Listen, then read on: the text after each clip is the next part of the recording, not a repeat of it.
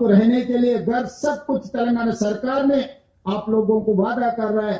किसी को भी इसमें जो जिसको भी तकलीफ है, तकलीफ दूर करने के लिए तेलंगाना सरकार और हमारा अधिकारी सब लोग तैयार है। इसीलिए इतने लोग 130 लोग एक जगह में, मेरे ख्याल से अभी तक इस देश में इतने सारे हथियारों के साथ इतने सारे नक्सलवादी कोई किसी सरकार के सामने सरेंडर नहीं हुए। आज मैं खुशी से कहना चाहता हूं, इतने लोग जो जनजीवन में आ गए, जंगल छोड़कर हथियार सरकार के हाथ में दे दिए, ये खुशी की बात है। आगे भी अगर कोई भी बचा है, सात सेंट्रल कमेटी मेंबर्स, कुछ बड़ा नेता लोग है बोल के हमारा अधिकारी दिखाए कि वो 7 है 70 है, मुझे पता नहीं। मगर हर किसी का मेरा गुजारिश एक ही है, हथियार से आप जीवन नहीं कर सकते, हथियार से दूसरे इंसान को आप डरा नहीं सकते, हथियार से आप कुछ चलाने के लिए कोशिश किए तो कोई फायदा नहीं है। इसीलिए आज जो कार्यक्रम हो रहा है, हम जिसको जिसको मदद किए तो सब लोगों के आज जिसमें भी जो लोग हैं, आपके पुराना साथियों को आप एक ऐलान करो कि वापस आके जनजीवन में मिलने के लिए। ये सरकार आपके सरकार है, आपके उम्मीद से सरकार बना हुआ है। हम डेमोक्रेटिक प्रोसेस में, not with bullet, we can do miracles with ballot. तो बैलेट में आप आ जाओ। चुनाव में जो राजनीति में जो पॉलिटिकल पार्टी से, आप वो पॉलिटिकल पार्टी के प्लेटफॉर्म के ऊपर आप चुनाव लड़ सकते और पब्लिक के जो तकलीफ है दूर भी कर सकते।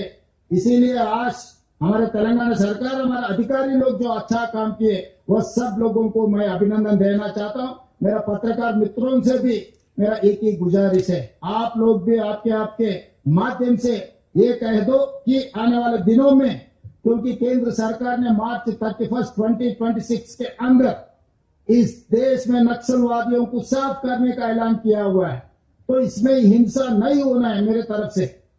न केंद्र सरकार न नक्सलवादी, कोई किसी का जान गए, कोई पुलिस ऑफिसर के जान गए, कोई पुलिस के जान गए, कोई नक्सलवादी के जान गए, इस देश के जनता है वो लोग।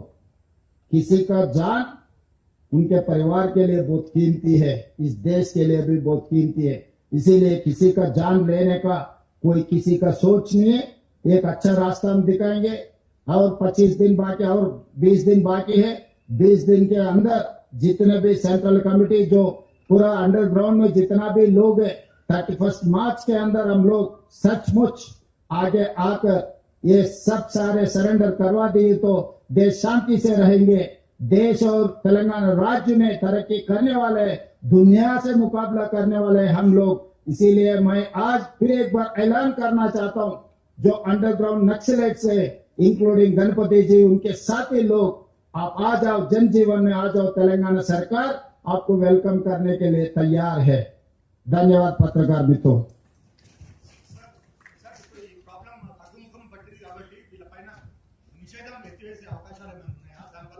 లేదనుకున్నప్పుడు నిషేధం ఉన్న సమస్య ఎక్కడిది? నక్సలిజమే లేదు. నక్సలైట్ జనజీవన స్రవంతిలో కలిసిన తర్వాత నిషేధం ఉన్నా నిషేధం లేకపోయినా ఒకటే అంశం. సో ఈరోజు వాళ్ళు ఇంకా ఉన్నారు అని అంటే ప్రభుత్వాలు నిషేధం కొనసాగిస్తాయి. వాళ్ళు పూర్తిగా జనజీవన స్రవంతిలో కలిసి ప్రజాస్వామ్య బద్దంగా వాళ్ళు పనిచేస్తున్నారంటే అది నిషేధం ఉన్నా లేకపోయినా ఒకటే. కాబట్టి నిషేధం అనే అంశమే చర్చ ఇక్కడ కాదు. వాళ్ళని జనజీవన స్రవంతిలో కలిసి ప్రజాస్వామ్య బద్దంగా ఈ రోజు ప్రజా సమస్యల కోసం వాళ్ళని ప్రయత్నం చేయాల్సిందిగా తెలంగాణ రాష్ట్ర ప్రభుత్వం విజ్ఞప్తి చేస్తుంది. ఈ ఒకవేళ నక్సల్స్ అంతమైతే వరహారావు లాంటి వాళ్ళు, అది మరో గాదే ఇనాయ లాంటి వారిపైన కేసులు ఎత్తిస్తారు. వరహారావు, గాదే ఇనాయ లాంటి వారిపైన కేసులు ఎత్తివేస్తారా? ఇవన్నిటిని కూడా ఎత్తివేయగలిగిన కేసులుంటే ప్రభుత్వం సానుకూలంగా స్పందిస్తుంది.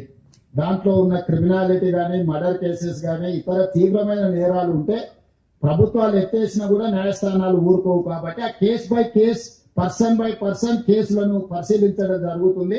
అవసరం అనుకుంటే దానికి ఒక ప్రత్యేకమైన కమిటీని ఏర్పాటు చేస్తాం.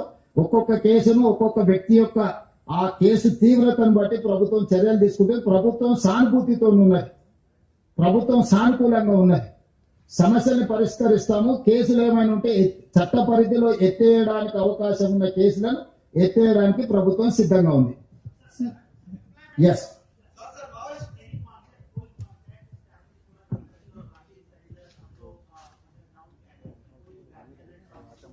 ऐसे से जो भी हमारे हमको समाचार मिल रहा है पत्रकारों से मिल रहा है, बाकी पत्रकारों से आप पूछे तो पता लगेगा कि गणपति जी किसके तालुका किससे चर्चा कर रहा है।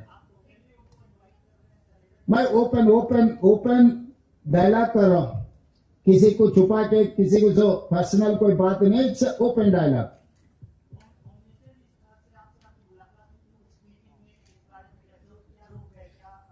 तो जो गृह मंत्री से जो चर्चा हुआ है साफ साफ मैं दिखा है, क्योंकि इसमें कोई वो मंत्री जी और किसी का कोई अलग अलग इरादा कुछ नहीं है।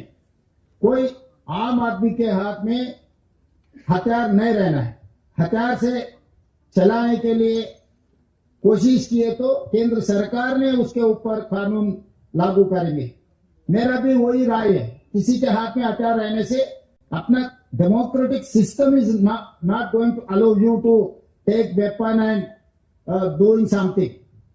From the print, sir, Deepika from the print, ఈ 125 మంది ఛత్తీస్గఢ్ రాష్ట్రానికి సంబంధించిన వాళ్ళని what treatment are we going to give them, sir? Will they be sent to Chhattisgarh or our police will deal with them according to the process? Definitely we will see, we will examine what is their interest. We don't know.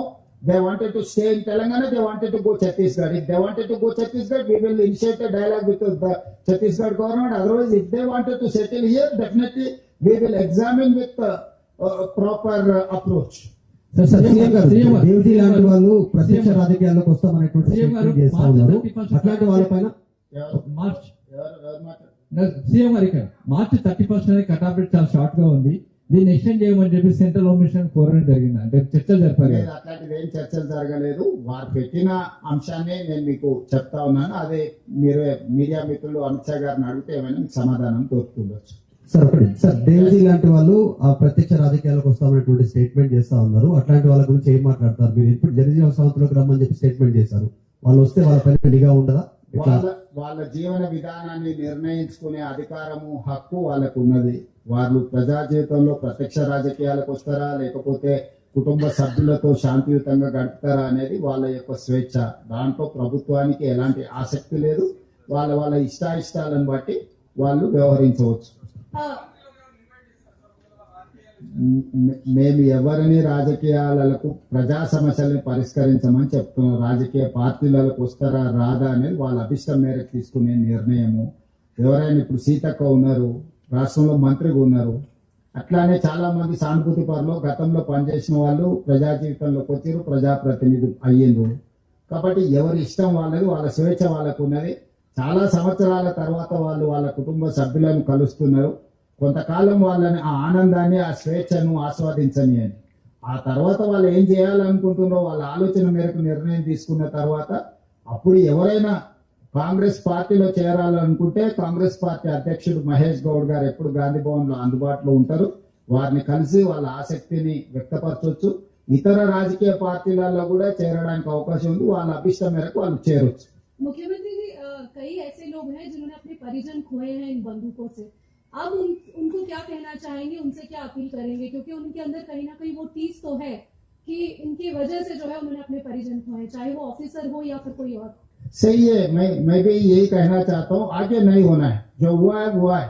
आजादी के लिए हम लोग बहुत लोग लड़े हुए, मरे हुए, शहीद हुए. इसमें भी नक्सलवादी और आम जनता के बीच में जो लड़ाई हुआ है उसमें बहुत सारे लोग जान खो चुका है. मगर जो जान खो चुका है, आगे भी ऐसी कार्यक्रम हम लागू नहीं कर सकते. इसीलिए हम जो बोल रहे हैं, जो तकलीफ उठाए, आगे किसी ने वो ऐसे तकलीफ नहीं उठाना है. तो इसीलिए हम जो भी इफेक्टेड है डिपार्टमेंट के ऑफिसर्स, उनके परिवार को हम रिहेबिलिटेशन किए, गवर्नमेंट एम्प्लॉयमेंट दिए, बहुत सारे दिए. इसीलिए इधर ना उधर किसी का जान लेने का हक किसी को नहीं है, ना अधिकारियों का, ना आम जनता का, ना नक्सलाइट का. इसीलिए हम लोग एक रास्ता दिखा रहे. महात्मा गांधी जी जो शांति रास्ता दिखाए, वो रास्ता में सब चलने के लिए हम लोग इसीलिए आज